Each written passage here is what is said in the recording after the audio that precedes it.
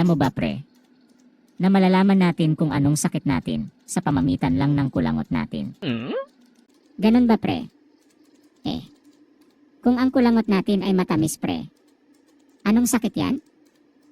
Meron kang sakit na diabetes pre. Kung ang kulangot mo naman ay mapait pre, anong sakit naman yan? May sakit ka sa kidney niyan pre. Ganon ba pre? Ang galing mo naman pre ah. Pero kung ang kulangot mo pre, ay iyong tinikman. Ano namang sakit yan pre? May sakit ka sa utak pre. Nye. Oo nga no? Baby, punta ka ngayon sa bahay. Wala ang mga parents ko ngayon. Yes. Okay baby. Papunta na ako dyan. Pero baby, meron ako ngayon ha. Sa Martes pa ito mawawala. Hoy baby. Anong akala mo sa akin? Katawan mo lang ang habol ko sa'yo. Sorry baby.